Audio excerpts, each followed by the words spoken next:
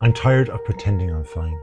So, even though I don't feel that great about it all, I'm still going to look up the research. I found a guy called the Great Gatsby, the Great Stephen Gatsby. I'm going to look into what he said about this type of feeling.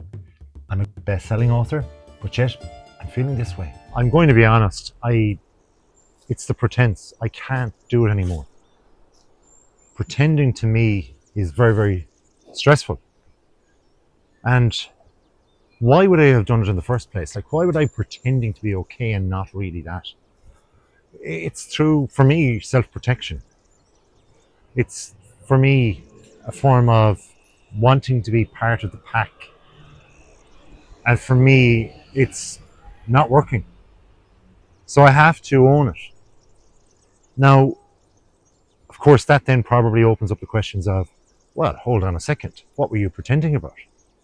Well, pretending to just be normal, like everybody else. But that's not necessarily a good thing. It's not necessarily a healthy thing. And it's not necessarily in any way going to help you. It's not going to help others that depend on me. So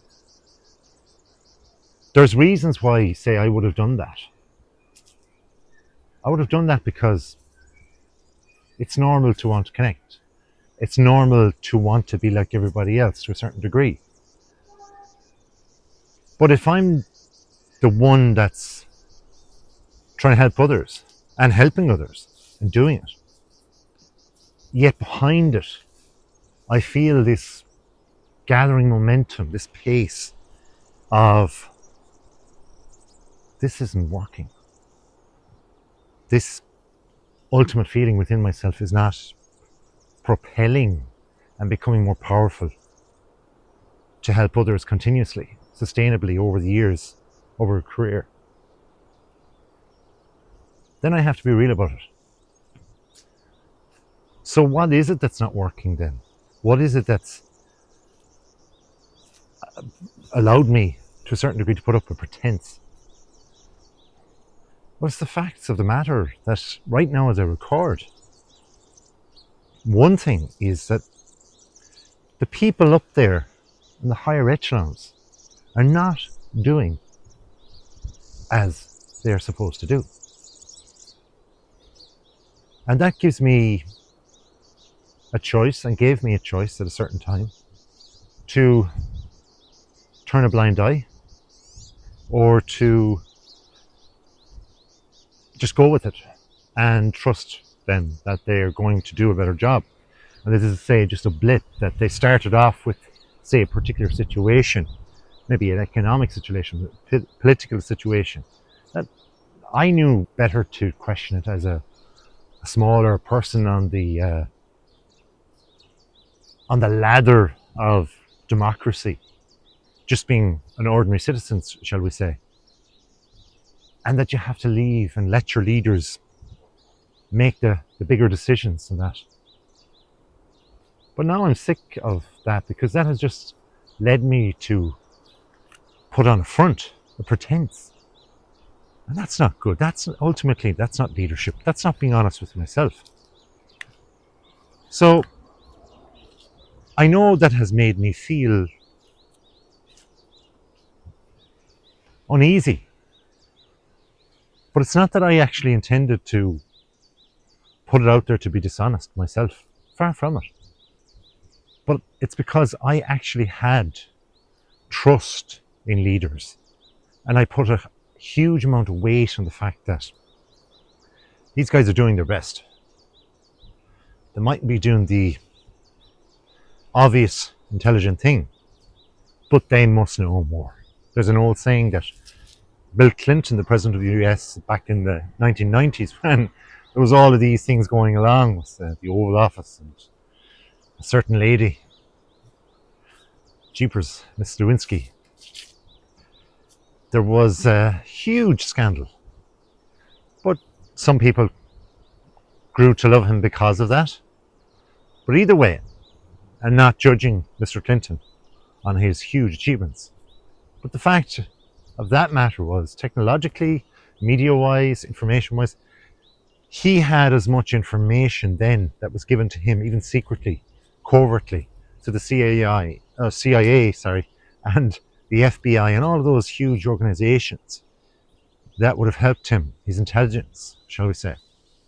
And he had that, okay? But the average human being now, with the mobile phone, with the internet, has the same amount of information. Now, when you think about that for a second, that's quite phenomenal. It's phenomenal to think that with all that information, you have as much of the leader of the so-called free world back in the 1990s.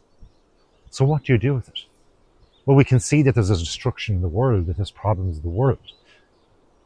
So then I wonder to myself, well, hang on now.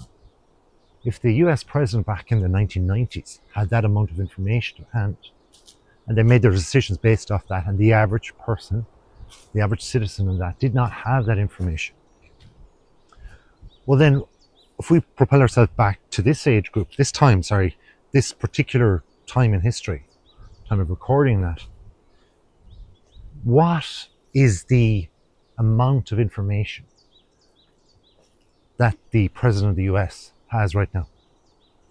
What is the amount of information that the president of every country has right now? What is the information that the prime ministers have? What is the information that governments have? What is the information that is out there that we know as the average person versus what is actually known by those in power upon which they make decisions? And that to me is a huge question, a huge thought. Now look, future will tell the answer and we'll get the truth. Same way as back in the 1990s, we figured out about the amount of information that the president of the United States back then, Bill Clinton, had. But look, information is a big word too. It's a wide word. Information includes education, it includes scandal, it includes rumors, it includes propaganda, it includes everything. Not just accurate information, not just factual information. Therefore, you have a term called factual information to make sure it's independent of just information per se.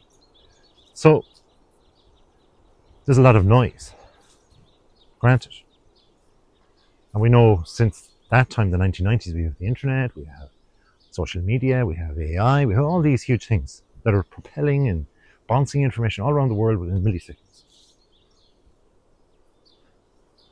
But when it comes to it all, the bottom line is these people who are in massive, don't get me wrong, massively responsible positions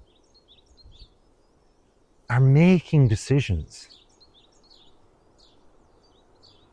that the average person who has access to a huge amount of information, the same amount of information as the president of the US had in the 1990s, which is, by the way, such a gigantic amount of information. It's an information overload.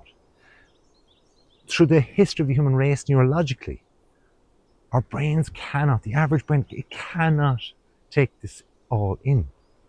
It's not possible because we have emotions and we have things to do day to day to get through the day. And some things are just too much for us, and some quantities of information are just too much for us, certainly for us to digest alone. And there's the thing, we have loneliness, the epidemic of loneliness occurring. In and around the pandemic time, the COVID-19 pandemic, the US government and the British government, within a couple of years, both started, and I stand to be corrected on this, but they both started looking at areas within their governments for the depletion of the human spirit, essentially, which is loneliness. And there has been ministers and there has been leaders, sub-leaders, shall we say, appointed by these governments. Now, I read that. I can't pull out the fact of when I read it, certainly in the last couple of years. But just think about that for a second. we've got all this information and noise and people digesting it. And then naturally enough, thinking about it. And then they're trying to come up with opinions for different reasons. But with that goes through you, into your brain, into your body, that causes anxieties. And parallel with that, you have people, and I'm generalizing here, that are becoming lonelier, and not in a good way. And so what you have is an epidemic of mental health issues in the Western world. And yet you have people from the East all wanting to come over to the West. So the book stops with, if things are not going your way, what do you do? Or if you want to keep part of the flock, because you're an ordinary person, you see yourself as extraordinary in some ways, maybe having skills, abilities, education, so on and so forth. But day to day, you realize you're in the midst of people who are very, very happy and content to just live an ordinary everyday life. And that is beautiful, because that's the majority of people.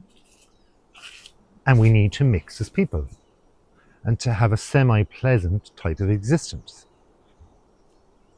So to be part of the flock is totally normal in general. So therefore the pretense, I pretend bit, is normal to think that we have a communal thinking pattern amongst us. Also, we don't want to disrupt others. We don't want to come across as being a little bit too pushy with our knowledge. We don't want to just start lecturing people. We don't want to just start putting people down or saying they're wrong, or saying, look, I have more information. Look, the President of the United States said that, but I have this much. You know, that's not being social. That's not being interactive. That's not being truly empathetic. So therefore, we can't have it on the front of our minds the whole time. And we have this term, no filter. People say they have no filter. Some people have no filter. They just say whatever they feel. And that has been known, the executive function of the brain, some people have a better capacity to be able to filter it, we'll say, if we put it in simplistic language, to be able to cognitively appraise a situation, weigh up the information, weigh up things to say or do at a certain time, and how to behave, essentially. And they can do that very, very well because they have a better filter. Some people call it brain capacity. There's other terms. And then there's a lot of other people that don't have that. And they just say it. They act it. They behave it. They react. And that can germinate into the group of people, into a socialization, into a community. And unfortunately, we have some of those people as leaders now, as world leaders. And we also have people that, and by the way, that's a few moment that we do have people like that as world leaders.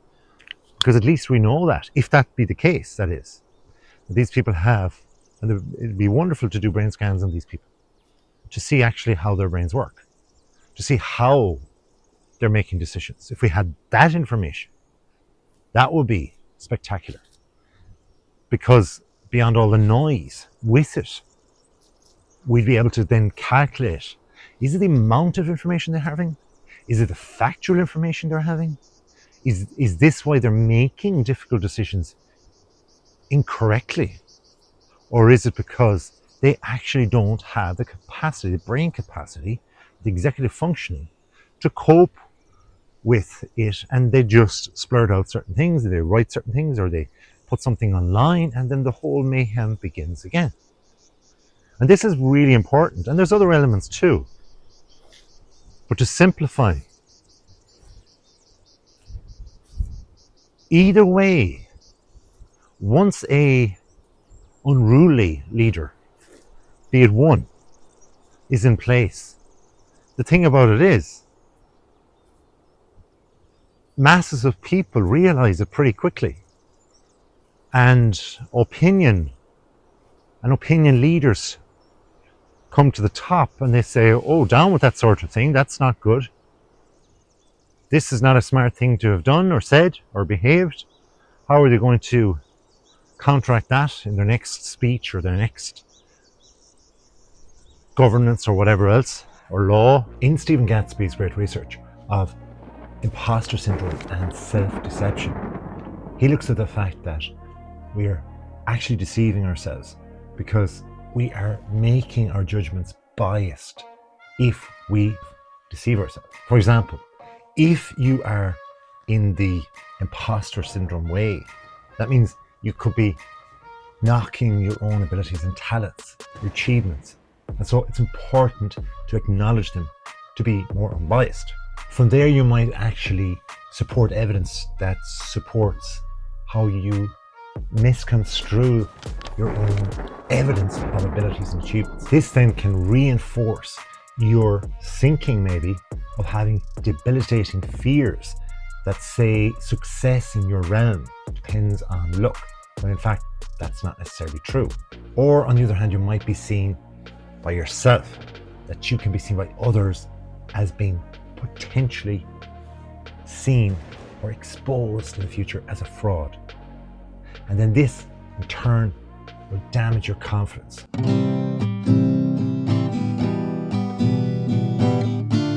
They're going to have trouble. And that's where things become unsteady in people's lives.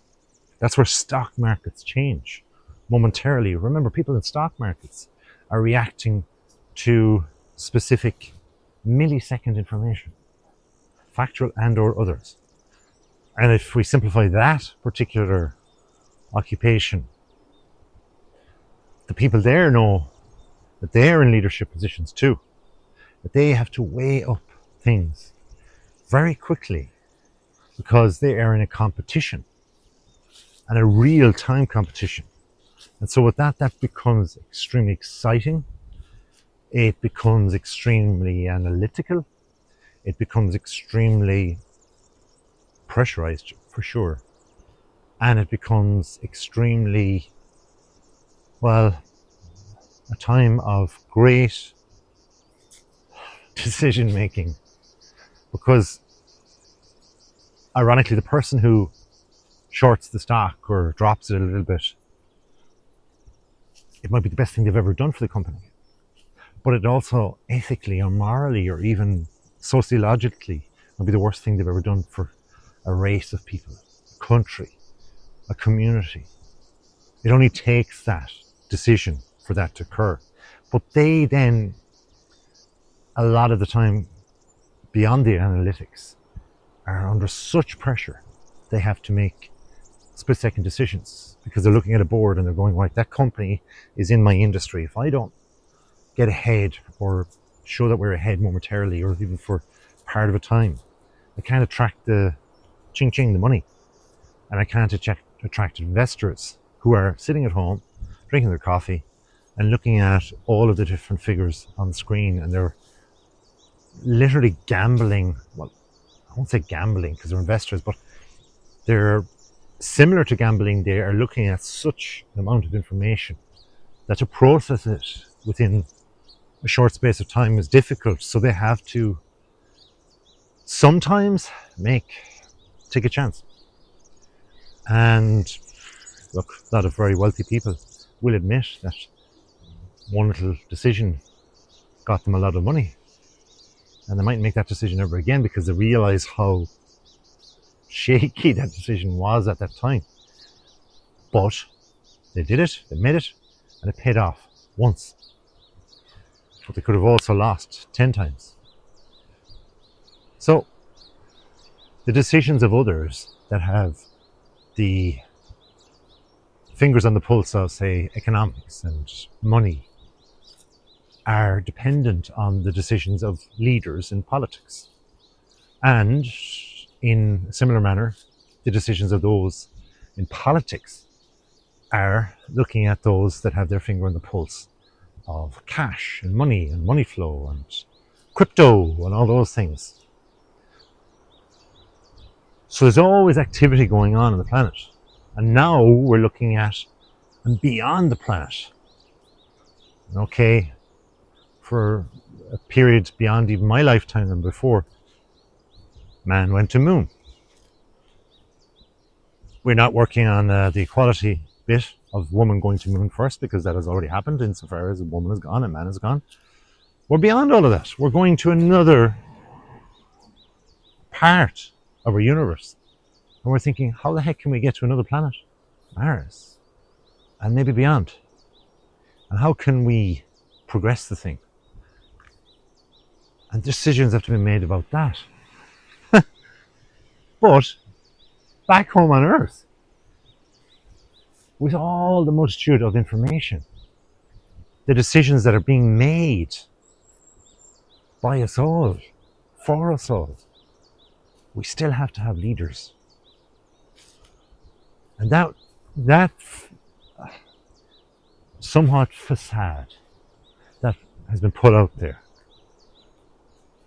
can be seen through when you analyze and when you use your instinct. But it can also be very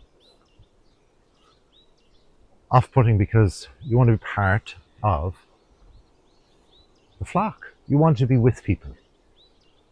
My friend once said to me, he's older. He said, as you get older, you want to be part of groups more. I thought it was a very interesting statement, given that I'm not his age right now. He's much older. But I think it was a wise statement, even if it was just a personal statement, whether it's factual or not. He meant it. I trust him. And so it's something that will stick with me forever, because when I'm that age, it will cross my mind. And I would think, what groups am I part of? And what communities am I part of? What families am I part of? What are my friends like? What political allegiance do I have, if any? How do I feel nationalistic, if at all? Is it worth feeling any of these things? And so on. So it's okay, I believe now, to feel that way. I think it's more you're pretending to yourself rather than to others. And the reason being is because if you don't, and this is where sociological stuff, political stuff, mix in with psychological stuff, neurological stuff. I've tapped into some of it already. If you don't have that belief that something's got to give, that something will improve, that there's a greater, infinite goodness that will come and rise to the top with regard to decisions being made, and that these huge decisions that are being made that are affecting us all are going to destroy our lives and maybe the lives of your offspring, and you feel that way, you get pulled down. That's normal. Yet if you start looking at it from the information point of view, that the information has been sifted through as yet and things are shifting, there's a bit of wagering and deals and economics going along, and then we have facts of what we are told, what seems commonsensical, and what the research is saying. Back to the research, we start looking for the truth. Haha. And then we realize, hold on a second, these leaders are not actually researchers. Oh, they're not. So then let's look to the academics. And look, there's leadership in all walks of life, isn't there? But the main decision maker at the end of it all will be a political one, or a person with great money. These are ones that certainly do affect us immediately in the long term. So if we can be aware of these and somehow be aware of the influence that they're trying to put on us, and also be influenced in our own manner of our own thinking, well, then we're having more independent thought, which essentially is what education in any shape or form is trying to bring us. Good. Point made. back to the academics, the experts in their fields.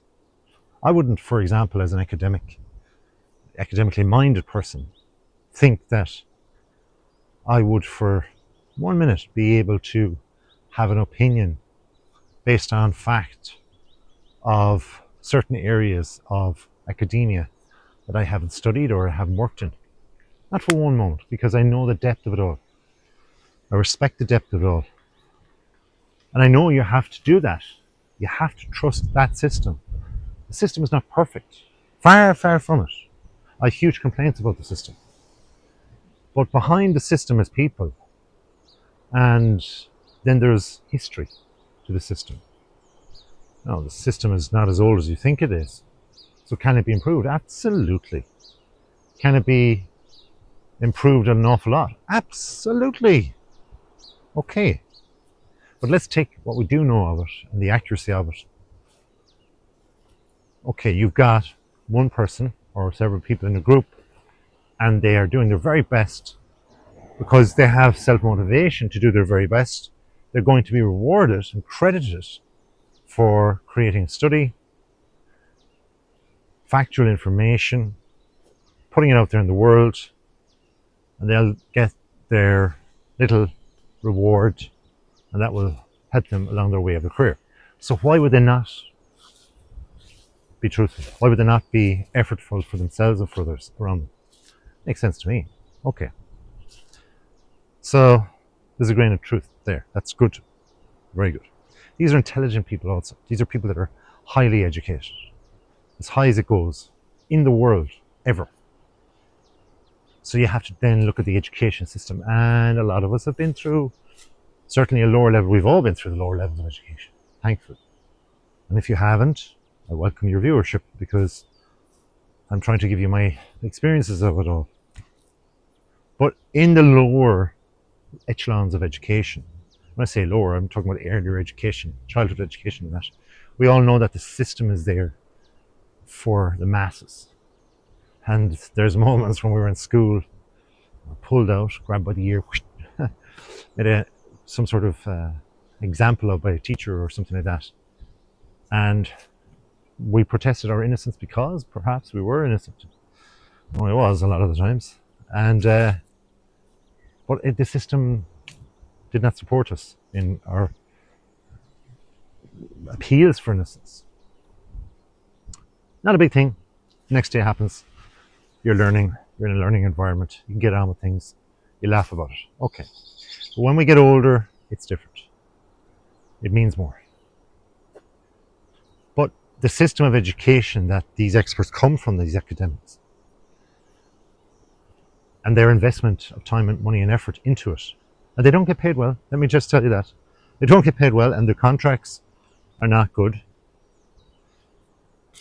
Why the heck do they do it? Well, you have to look at the greater good. Their motivations.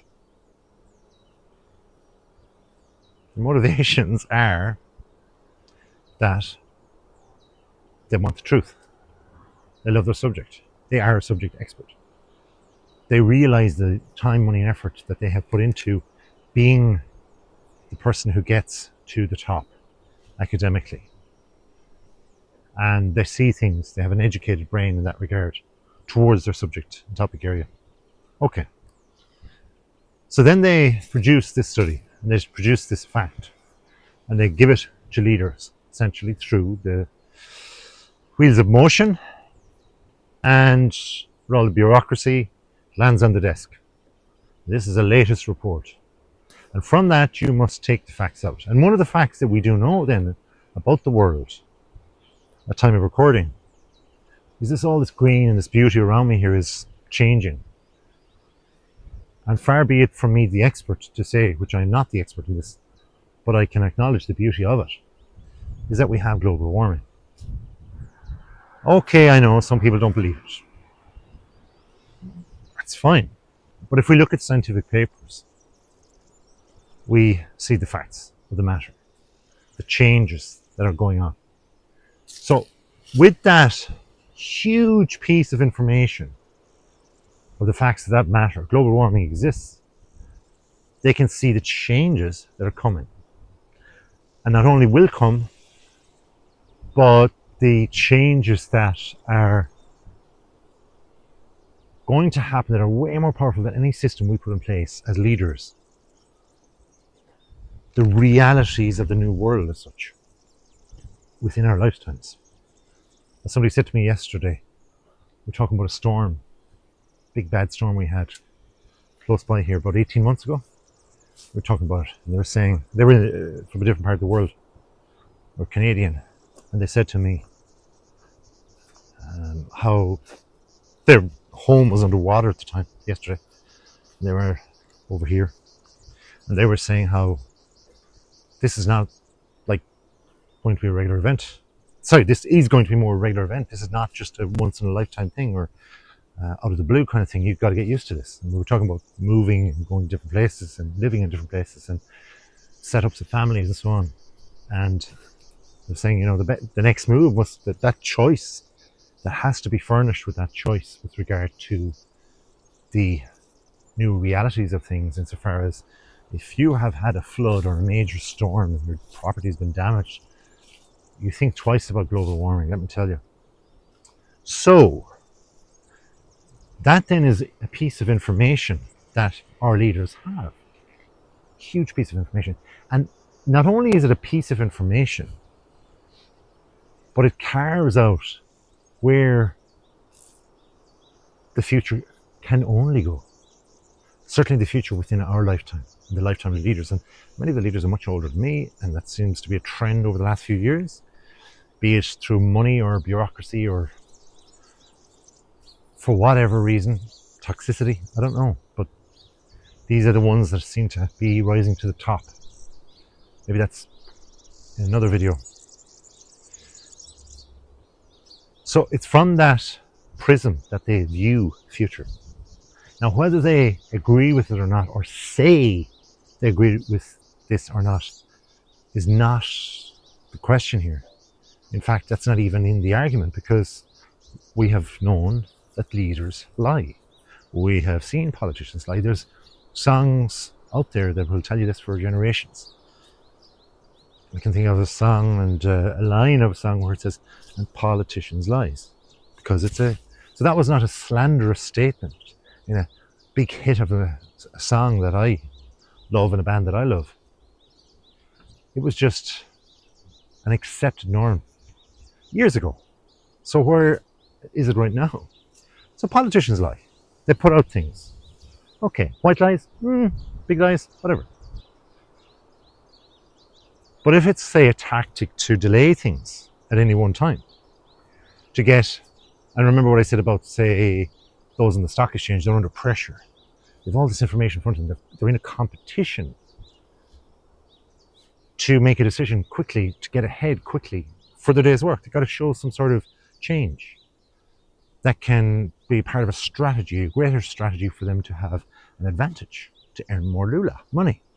And if politicians are looking at things in the same regard, or certainly they are in competition, certainly the bigger ones are in competition always, every day, with world leaders, other nations.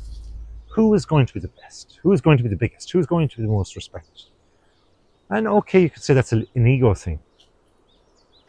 But that means, and if any of us have played any sport or even a band, competition of bands or music, singing, whatever else. I was in an art competition once. I can tell you about that again, but I won. Anyway, if you're in a competition in anything, we know that when you lose, you lose, you lose. But eventually you want to win. And then you just, whether you like it or not, you look at the information in front of you that's factual, or gives you the best amount of up-to-date information which allows you to make a better decision to get you ahead, if only it inches you ahead in the short term of the competition. Because we like to get one over in a competition. It's human nature. We're getting back to it now. So, that then means that if we accept that global warming is a fact, we have to be looking through the prism of that. And the leaders must be looking through the prism of that. Okay, right. And believe it or not, that prism narrows things quantifiably by a lot. So going back to the point on the Bill Clinton, President of USA in the 1990s, Oval Office, woohoo, all that fiasco. And then we think of the whole idea of this global warming bit. The information he had back then, he would have had information about global warming, the potential for it. No CFCs, I remember, in deodorants back then. Even earlier, I think back in the 1980s and that. This was going to be a problem. It's a down the, you're kicking the can down the road type of problem. But the US presidents of that time and era, that wouldn't have been such a big problem for them to solve. It wouldn't have been considered a good one to solve at the time because their duration of presidency is only like a couple of years, 4 years, I think. And so even if they solved it back then, like such a large percentage of people in the US and worldwide, this global warming phenomenon, or this terminology around it, was not something that was ever going to be next to their problems. It wasn't even a problem for them. It wasn't even in the realm of problems for the average citizen, world citizen or US. And so to solve it back then didn't make sense because the leaders weren't going to get any plaudits. They weren't going to get any recognition. If they had damped it out back then suddenly it would be not part of their legacy because there was no proof in many ways to the ordinary citizen that this was occurring. Plus, now you have cameras everywhere. You have information bouncing all around the world, and so things are being recorded in the millisecond. That wasn't happening back then. The technology wasn't as strong. So it's beholding of the present governments and leaders to tackle the bigger problems and to look then through the prism of the facts they have about the undeniable proof that they have. So that's one thing.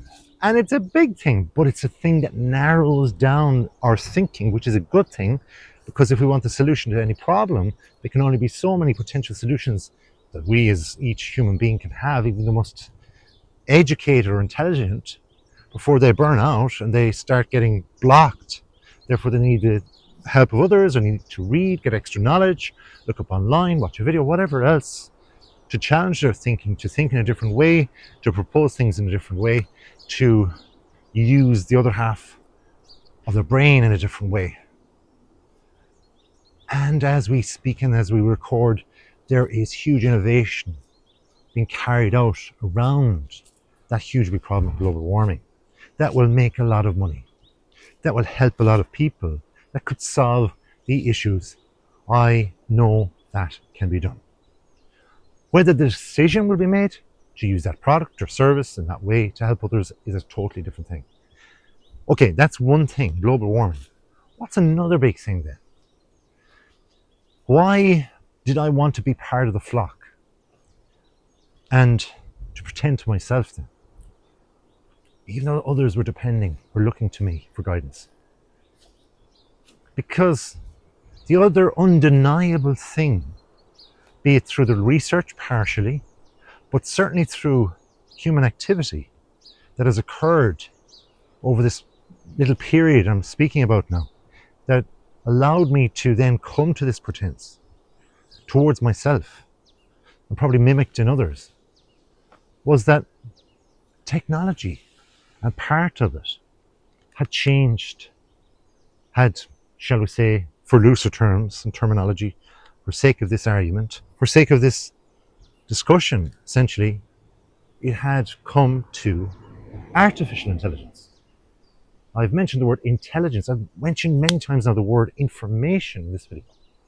But intelligence is closer to factual information.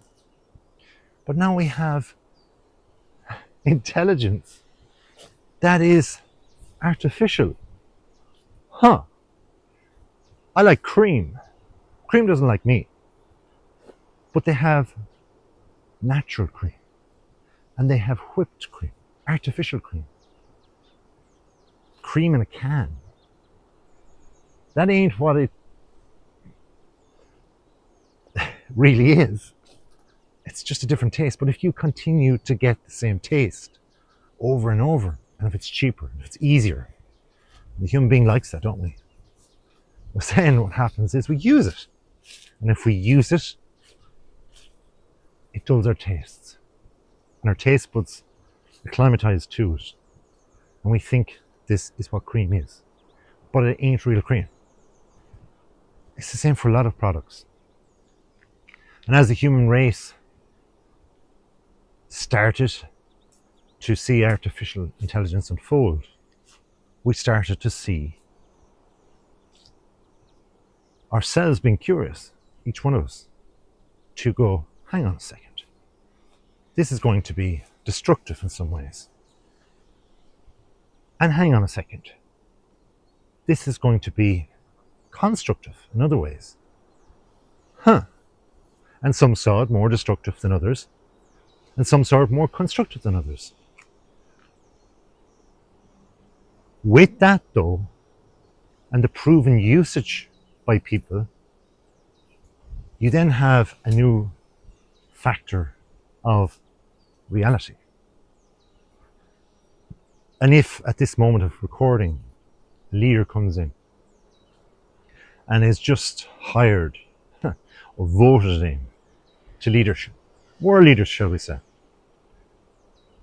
undeniably, whether they like it or not, whether they're old-fashioned, whether they're old scribes, whether they're great writers themselves or whatever else, if that was one of their gifts as a human, they cannot deny that what artificial intelligence can do for the everyday user is already there.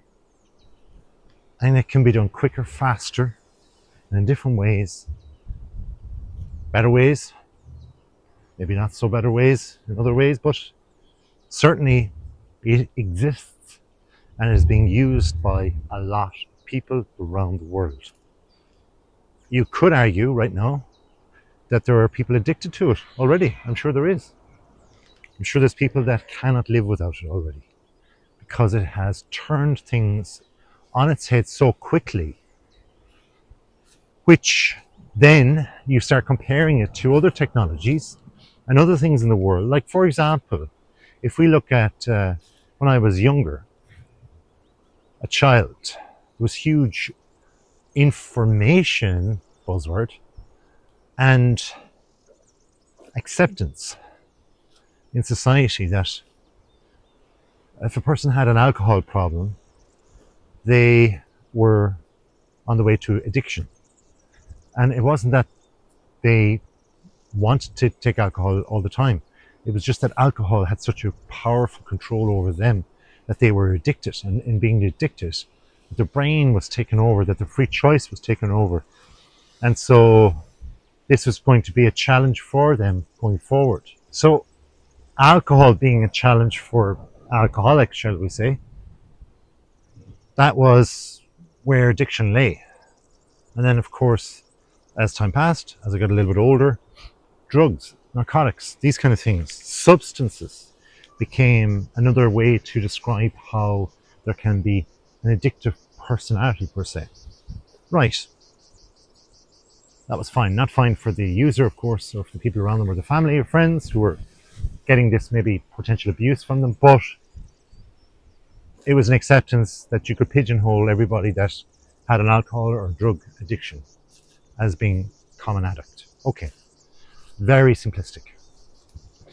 But it wasn't until it was accepted that there was an addictive personality type commonly amongst people, and that not everybody was that. But then if we fast forward then to the likes of technology, and even going from computers, which, let's face it, are big, strong, heavy things, or you need to be big and strong to hold these heavy things more so. You're not like going to bring them in your bag or on your shoulder like a boombox. When I was a child, you had these guys, big, huge radios, and they called them boombox. I was like, you could sing the music along to the tunes, but you can't go up on a bicycle with them. So a computer, you got to plug it in. All right. So that was the up and coming thing with the mobile phones, cameras. And so people could bring their information with them, and they instantaneously had access to a plethora of everything via the mobile phone. And then we started getting mental health issues because of that. Because it turns out that not just one personality type, but a lot of human beings have addictive sides to their personality. But it doesn't necessarily need to be, say, a product, a physical consumption such as alcohol or a drug. It can be something that you're watching. It could be something that you're in some way ingesting, and I use that word in a very loose way, because you're not just drinking it or eating it, you're consuming it. It's spending your time or your energy or money in some way, and it's controlling your thoughts in some way. So that's a huge watershed to think that we as humans can have and be overpowered in that way. Now, if I go back to the whole pretense of the flock, and we start thinking that, and it's okay to, I believe, I've let myself off the hook now at this stage, because I've got to the bottom of it in my mind, that it's okay to want to be part of the flock in some ways, if only through some strand of your life, be it playing sports once a week or going to a movie with a group of friends and laughing through the common laughter of the old joke that's no longer politically accepted. But you know what? It gives you laughs, so come on. Like, let's just let our hair down once in a while. Feel normal, whatever normal is. So it's normal and natural to have that. Otherwise, you're in a goldfish bowl. We've seen what happens to people in goldfish bowls through their lives, like celebrities. And I can give examples. Look, we have Michael Jackson. There's a British footballer called Paul Gascoigne. There's some brilliant actors, brilliant people that are huge celebrities, millions of adored fans, and great people. Matthew Perry, Robin Williams, okay? We all know them. Well, we don't know them, but we all are aware of the names. And so unfortunately, in some of their cases, they've died too early, they've consumed too much, they've been led astray maybe in some parts of their life by others, or there's too much money and power and access to them, there's not enough guidance, and some choose or have chosen or have had the misfortune to have died young, maybe self-enforced or whatever else. So we question the fact that is any of this any good for us? Yet a lot of us put ourselves in the positions or potential positions to be put up there and shot down. Hence the leadership role. And look, there's a big difference between celebrity and leadership. Yet, in one way, they are quite similar. So are leaders looking towards leadership because they want to control, or they want to have power, or they have a massive ego, and there's other questions around that. Are they doing it for the right thing, the right purpose? Is it because they just want to steer things in the right way? And that's cool if they do. So I think we continually need to ask these questions and continue to become more aware of things and more aware of our happenings and surroundings about things around us. Because we don't want to lie and become addicts. Because at the end of the day, with that just harms ourselves. And it harms our lives. And all we have is time that we know of. And the funny thing about time is that we ain't guaranteed any of it. So there's huge questions. But I've used this word a lot. Trust. And when we talk about leaders and global leaders, a lot of people want to vote. They want a vote. They want the democratic right to vote. And when the time comes for election time, be it locally or nationally or whatever else, internationally, they want to stop. They want time to think. and to weigh up their options of who to vote for, what party to vote for, what decision to vote for. And that's theoretically their democratic right. But often people are pressurized through families, through living, through cost of living, through their own jobs. And a lot of these pressures add up. And in theory, they want to sit down and get a cup of tea or coffee and mull over the potential candidates for an election. But in practice, that doesn't really happen a lot of the time.